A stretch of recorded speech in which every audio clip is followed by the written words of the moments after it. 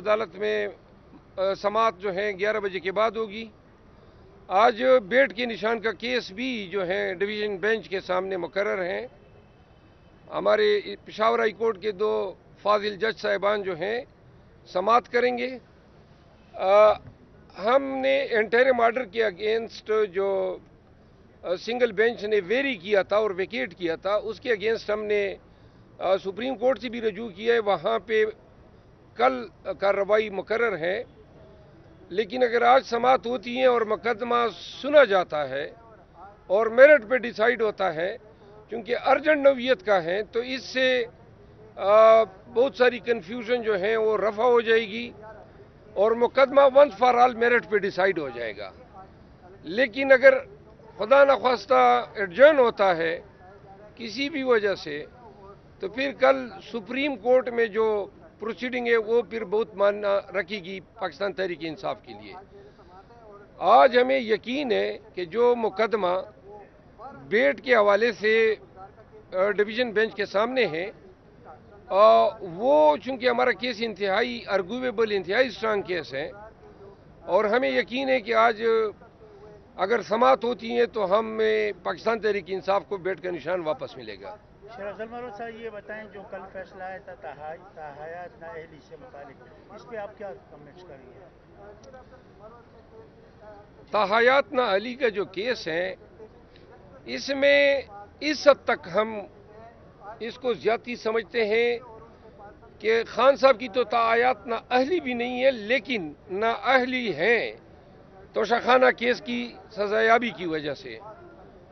इंसाफ का तकाजा ये है कि अगर एक ही नवीयत के 2 मुकदमात या 10 मुकदमात एक ही अदालत में ज़ेर समाअत हो तो उनको यकजा सुना जा सकता है, और अमूमन तरजीह ये होती है। नवाज शरीफ को जल्दी में रिलीफ दिया गया और खान साहब का मुकदमा अभी तक मुकर्रर नहीं हुआ है। आपने चीफ जस्टिस साहब पाकिस्तान पर अदम इत्मीनान के पार्टी पॉलिसी आपके बयान के अगेंस्ट है, इस पे क्या? मैंने वो किया जिसका मुझे कहा गया, और फिर पार्टी ने जो पॉलिसी मुरतब की तो मैं पार्टी के डिसिप्लिन की वजह से उसका पाबंद हूँ। तो फिर मैंने कहा कि जी जो चेंज पॉलिसी है मैं उसका पाबंद हूँ, और जिस तरह पार्टी डिसाइड करेगी उस तरह हम जाएंगे। आप यानी 32 इंतखाबात में हिस्सा ले रहे हैं या नहीं? मेरा ख्याल है कि ले रहा हूँ। इंशाल्लाह। और अभी तक कंफर्म नहीं है पाकिस्तान में, अभी तक तो हमें ये पता नहीं है बाहर निकलेंगे, घर बखैर आफियत जाएंगे, जिंदा भी जाएंगे या नहीं, मुल्क में हालात क्या है।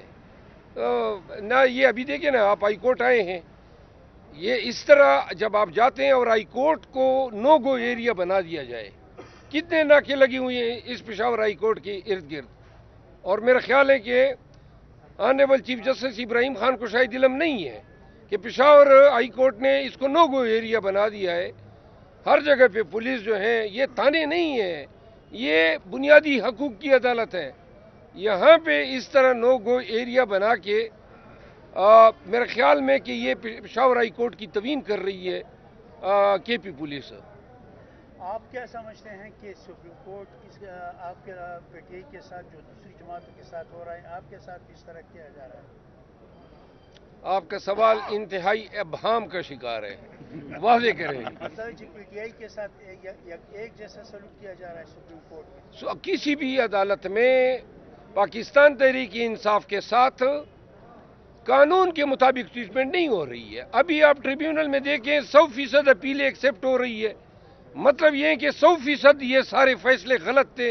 As a matter of policy PTI को टारगेट किया गया, सिंगल आउट किया गया, और तमाम उम्मीदवारों की इन्होंने बिला दरेग कागजात नामजदगी रद्द कर दिए।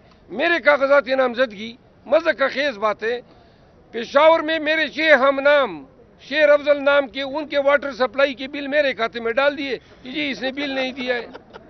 अब मैंने जज साहब को कहा कि जी ये किस चीज़ का सहारा लेंगे, यानी इतनी अंधेर नगरी है और चौपट राज है, रिटर्निंग अफसर ने ये भी नहीं देखा कि वो बिल किसके नाम पे है, यानी सिर्फ हम नाम होने पे आप सजा दे रहे हैं اور اسی طرح شہریار افریدی کے نامینیشن پیپر سے 2 دن قبل خفیہ پرچے کر لیے اینٹی کرپشن کے، اس کا نام ڈال دیا. اب کہتے ہیں وہ پرچوں کا آپ نے ذکر نہیں کیا. بھائی پرچے کا ہمارے فرشتوں کو بھی علم نہیں تھا کہ آپ نے پرچے کیے ہیں.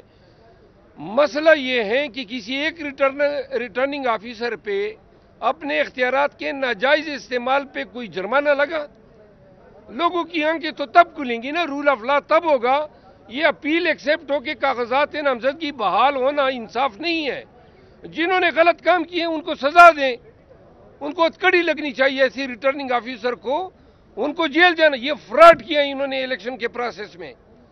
انہوں نے آئین کے جو مینڈیٹ ہیں اور الیکشن کمیشن کی طرف سے جو فرائض ان کو جو ہیں تفویض ہوئے ہیں ان کا انہوں نے انحراف بھی کیا ہے. ان کا کام تھا فری، فیئر اور ٹرانسپیرنٹ الیکشن کرانا. یہ کس چیز میں لگ گئے ہیں؟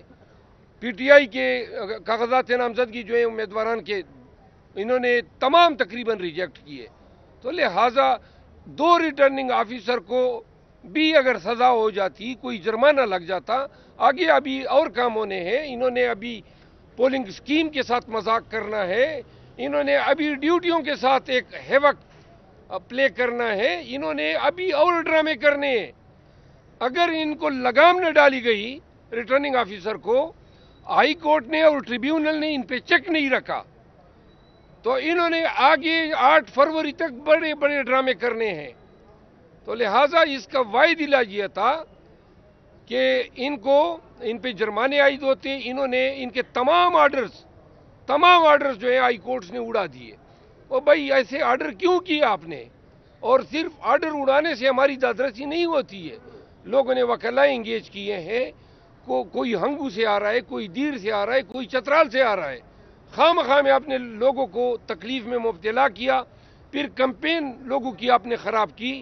وہاں علاقوں میں یہ خبریں پھیلا دی کہ جی فلاں تو نااہل ہو گئے، جبکہ نااہل آپ کی غلط بدنیتی پر مبنی احکامات کی وجہ سے ہوئے.